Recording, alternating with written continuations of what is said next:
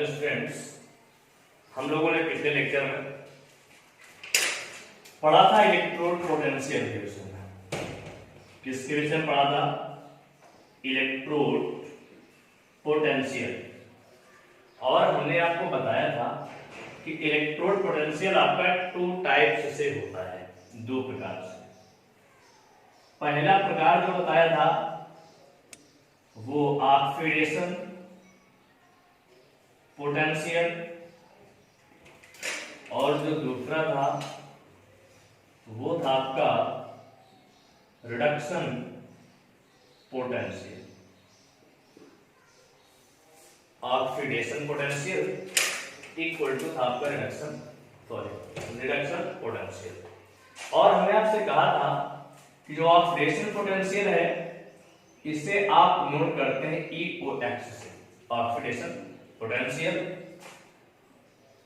और ये जो इक्वल टू होता है वो रिडक्शन पोटेंशियल की नेगेटिव वैल्यू में क्या होता है? इक्वल। क्लियर? सेकंड चीज हमने आपसे कहा कि EM, और यहां पर अब M मींस हुआ मेटल और 0 मींस हुआ जीरो ऑक्सीडेशन। N प्लस का मींस हुआ N वैल्यू आपकी बढ़ गई ऑक्सीडेशन नंबर की। इससे और या तो आप यहां पर M N प्लस और अपॉन M यहां पर घट गई, इससे हम लोग नोट करते हैं। क्लियर?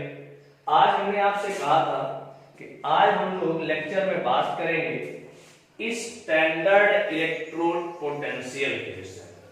जरा ध्यान दें, हमने आपसे कहा था कि आज हम लोग बात करेंगे स्टैंडर्ड इलेक्ट्रोड पोटेंशियल। इसे कहते हैं मानक इलेक्ट्रोड विभव। मानक इलेक्ट्रोड विभव। बस अब आप लोग ये समझेंगे कि इलेक्ट्रोड पोटेंशियल और स्टैंडर्ड इलेक्ट्रोड पोटेंशियल में डिफरेंस क्या है। एक सिंपल सी बात, जब हम लोग इलेक्ट्रोड पोटेंशियल ज्ञात करते हैं तो उसके लिए कोई भी मानक निश्चित नहीं करते। सॉल्यूशन जितनी मोलर कंसंट्रेशन होती ले लेते हैं, टेम्परेचर चाहे जितना हो ले लेते हैं, ठीक है। लेकिन यहां पर क्या है, यह मानक निश्चित है। बोला गया ये टेम्परेचर हमारे पास 25 डिग्री सेंटीग्रेड, और या आप कह सकते हैं 298 केल्विन। टेम्परेचर कितना हो? 298 केल्विन। क्लियर? सेकंड चीज मैंने आपसे कहा कि जो प्रेशर है वो 1 atm या लगभग आप 1 बार कह सकते हैं, 1 बार ये प्रेशर। और जो कंसंट्रेशन है विलियम की, जो सांद्रता है, कंसंट्रेशन है, वो कितनी होनी चाहिए? 1 मोलर होनी चाहिए। जो Mn प्लस है कंसंट्रेशन में वो आपकी 1 मोलर होना चाहिए। इस कंडीशन पर जो मेटल का इलेक्ट्रोड पोटेंशियल निकल करके आएगा वही कहलाएगा स्टैंडर्ड इलेक्ट्रोड पोटेंशियल। कहने का मीन्स हम कह सकते हैं कि 25 डिग्री सेंटीग्रेड ताप पर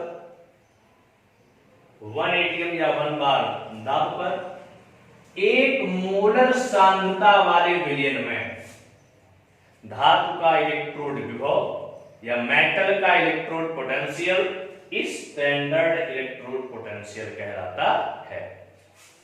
क्या कहलाता है? स्टैंडर्ड इलेक्ट्रोड पोटेंशियल कहलाता है। राइट? अब इसमें अगली बात यह है, इसे नोट करने की, रिप्रेजेंट करने की, कैसे दर्शाते हैं इसे। तो ये E मींस हुआ इलेक्ट्रोड पोटेंशियल, और यहाँ पे जो जीरो आते हैं, नॉट से नॉट बोलते हैं, E नॉट, ये कहलाता है आपका स्टैंडर्ड इलेक्ट्रोड पोटेंशियल क्या कहलाता है? Standard electrode potential. क्लियर? अगली बात हमने आपसे कहा कि ध्यान दें, देखिए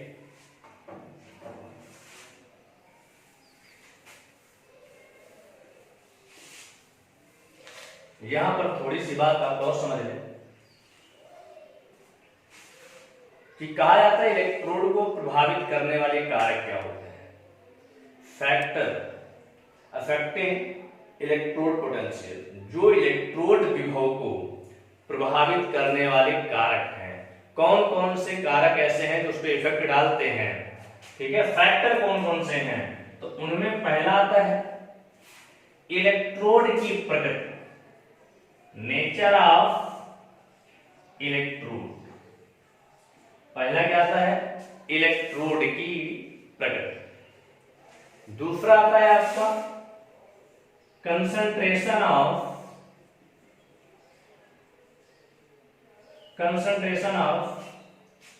सॉल्यूशन, Mn प्लस धातु आयन, ये कह सकते हैं concentration of solution, concentration of, और अदरवाइज कह सकते हैं कंसंट्रेशन ऑफ मेटल आयन जो सॉल्यूशन पे होते हैं। दूसरा ये डिपेंड करता है। और तीसरा फैक्टर होता है आपका टेम्परेचर।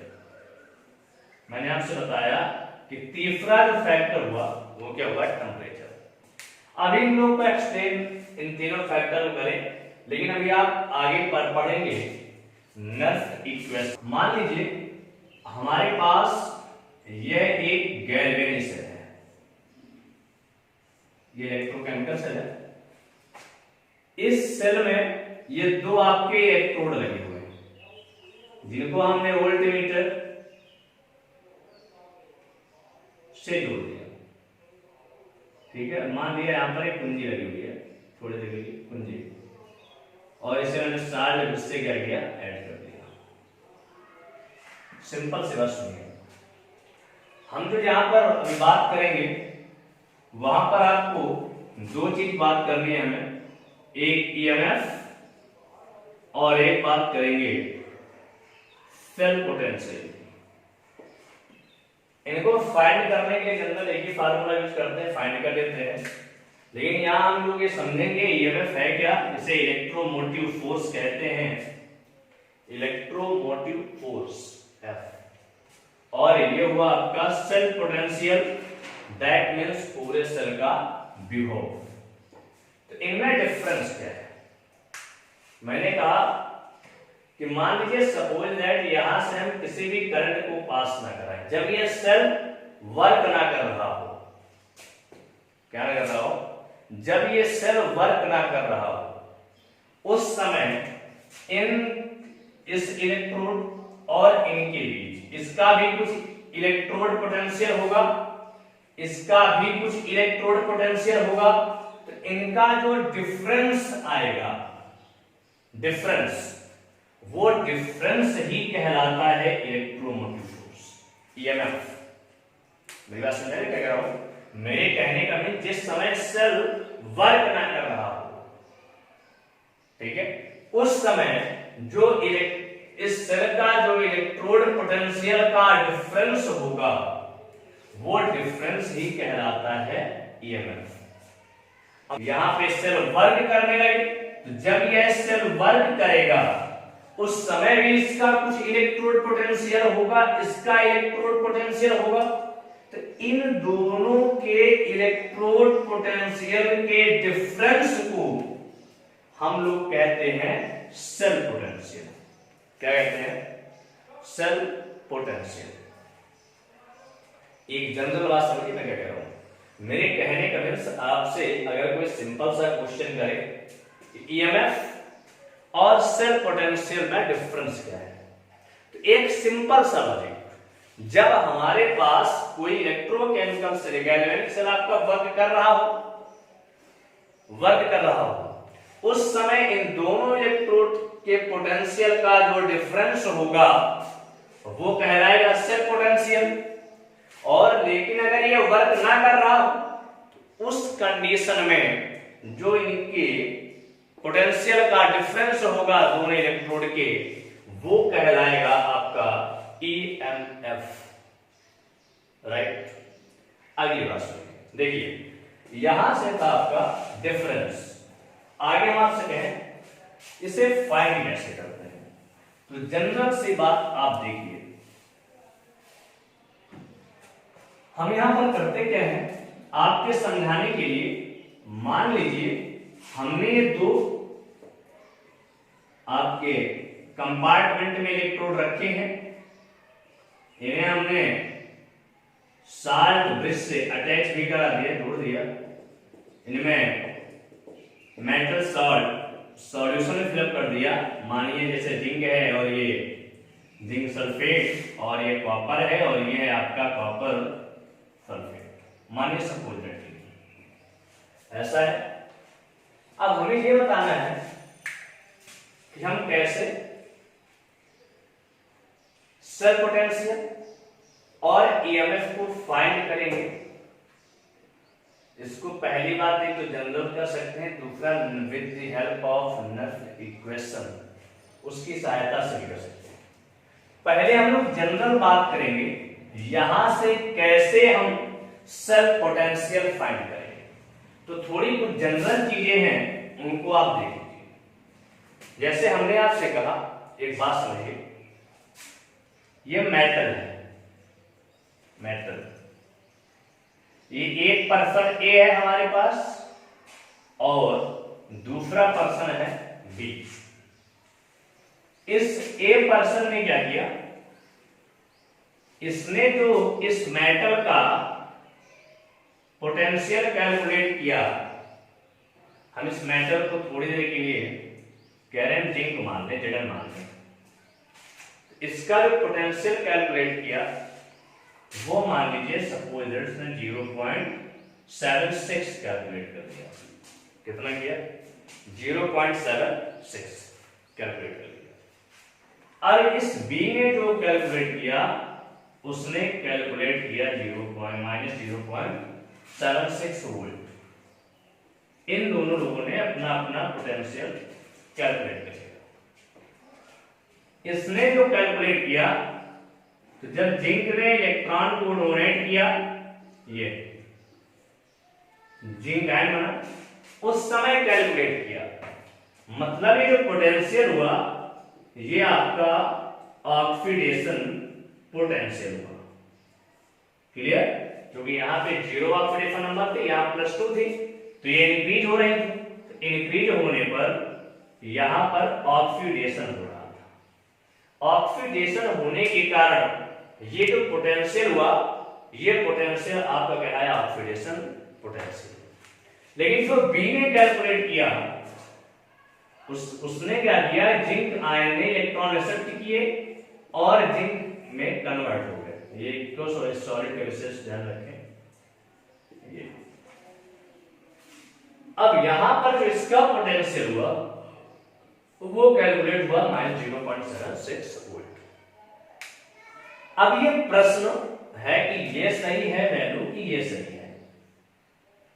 तो इस समय जो कंडीशन बात करूं आईयूपीएसी की,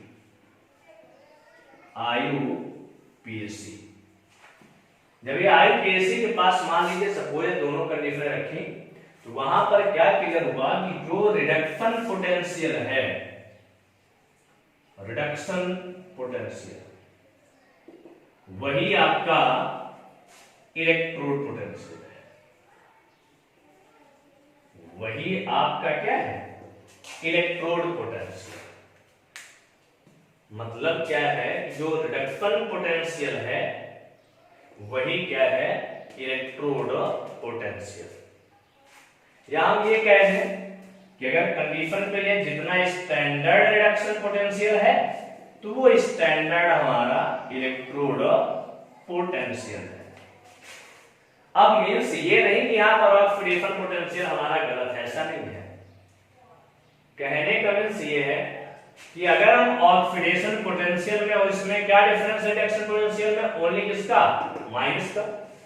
अगर हम ऑक्सीडेशन पोटेंशियल में क्या लगा दें, माइनस, तो वो भी किसके बराबर हो जाएगा, रिडक्शन पोटेंशियल के, अर्थात इलेक्ट्रोड पोटेंशियल के। तो मतलब ये जो दोनों वैल्यू की ये माइनस किसके इक्वल है, ऑक्सीडेशन पोटेंशियल, ऑक्सीडेशन पोटेंशियल। मतलब मेरी एक सिंपल सी बात आप समझ में आ गई होगी यहां पर, क्लियर, कि अगर हमारे पास कोई वैल्यू है किसी मेटल की और वो नेगेटिव में गिवन है, या वो रिडक्शन पोटेंशियल निकल करके आया, रिडक्शन पोटेंशियल, तो वो रिडक्शन पोटेंशियल ही क्या है, इलेक्ट्रोड पोटेंशियल। और अगर हम चाहते हैं कि ऑक्सीडेशन पोटेंशियल हमारा इलेक्ट्रोड पोटेंशियल के इक्वल हो जाए, तो उसमें किसका मल्टीप्लाई करा देंगे, माइनस का। किसे करा देंगे, माइनस का। बात समझ में आ गई, गुड। आगे देखिए, तो हम आपसे ये कह रहे थे कि मान लीजिए हमें सेल पोटेंशियल ज्ञात करना हो, क्या ज्ञात करना हो, सेल पोटेंशियल। यहां से हमें ई सेल निकालना हो, सेल पोटेंशियल। तो ध्यान से रखिए, ये क्या है आपका एनोड और ये क्या है आपका कैथोड। मतलब इस पर क्या हो रहा है, ऑक्सीडेशन, और इस पर क्या हो रहा है आपका रिडक्शन। कहने का मीन्स कि इस पर, बहुत ध्यान से लीजिए, इस पर अगर हम देखें ई और ये क्या हुआ ऑक्सीडेशन, तो इन दोनों को हम ऐड कर दें। आप यही कहेंगे कि अगर हम इसका टोटल निकालना है तो इसका जो पोटेंशियल हो और इसका जो पोटेंशियल हो, इन दोनों पोटेंशियल को ऐड कर दें तो हमारे पास क्या आ जाएगा, सेल पोटेंशियल। और जनरल सी बात, सिंपल सी बात है, तो हमने इसके पोटेंशियल को भी क्या किया, ऐड किया। लेकिन इसका पोटेंशियल क्या था, रिडक्शन, तो किस पे रिडक्शन हो रहा था। कहने का मतलब यहां पर जिंक जो है इलेक्ट्रॉन डोनेट करके जिंक आयन में कन्वर्ट हो रहा था, और यहां पर कॉपर आयन इलेक्ट्रॉन को एक्सेप्ट करके किसमें कन्वर्ट हो रहा था, कॉपर में। तो यहां रिडक्शन और यहां पर ऑक्सीडेशन, इन दोनों को हमने क्या कर दिया, ऐड कर दिया। ये फार्मूला एक हो गया सेल पोटेंशियल निकालने का, इसमें कोई मिस्टेक नहीं। लेकिन मान लीजिए सपोज दैट अब हम दोनों को एक ही फॉर्म में कन्वर्ट करना चाहें, क्योंकि हमने भी आईपीएससी के कॉन्सेप्ट में पढ़ा कि रिडक्शन पोटेंशियल ही क्या है, इलेक्ट्रोड पोटेंशियल। और हमने भी आपसे कहा कि इलेक्ट्रोड पोटेंशियल का डिफरेंस सेल पोटेंशियल कहलाता है। तो हम अगर इसको भी रिडक्शन में कन्वर्ट करें तो यहां पर सिंबल क्या लग जाएगा, माइनस का, राइट है आपकी अकॉर्डिंग। तो ये हुआ, ये रिडक्शन हुआ। लेकिन अब दोनों में कंफ्यूजन हो जाएगा, ये कंफ्यूजन हो गया, राइट। तो अब यहां पर हम क्या करें बताइए, तो यहां पर लेफ्ट में होने की वजह से एनोड, तो एनोड का ऑक्सीडेशन पोटेंशियल नहीं, ये सिंबल होने की वजह से कौन सा पोटेंशियल आप लिख रहे हैं, रिडक्शन पोटेंशियल। और ये जो रिडक्शन पोटेंशियल लिख रहे हैं ये ऑलरेडी रिडक्शन पोटेंशियल है, किसका, कैथोड का। अब ये पहला प्लस, ये प्लस में किसमें, माइनस में, तो इसको पहले लिख लें। तो ये कैथोड का हो गया इलेक्ट्रोड पोटेंशियल, क्योंकि रिडक्शन ही क्या कहलाता है, रिडक्शन पोटेंशियल ही क्या कहलाता है बताइए, इलेक्ट्रोड पोटेंशियल। और इलेक्ट्रोड पोटेंशियल को नोट किससे करते हैं, ई से। तो ये हो गया ई कैथोड, और ये माइनस में क्या हो गया, ई एनोड। क्लियर। अब ये पढ़ रहा आपका राइट में, तो इसको लिख सकते हो ई राइट, और इसे लिख सकते हो ई लेफ्ट, क्योंकि लेफ्ट हैंड साइड में हो, राइट हैंड साइड में। मेरा समझना भी, मैं क्या कह रहा हूं, तो कहने का मीन्स हमें, अगर हम इन दोनों इलेक्ट्रोड में सेल पोटेंशियल निकाले, एक तो ऑक्सीडेशन और दूसरे क्या है, रिडक्शन, तो दोनों को ऐड कर दें। लेकिन अगर दोनों के रिडक्शन पोटेंशियल ये तो लेंगे, क्योंकि हम जानते हैं कि आईपीएससी में वही क्या है, रिडक्शन पोटेंशियल ही इलेक्ट्रोड पोटेंशियल है।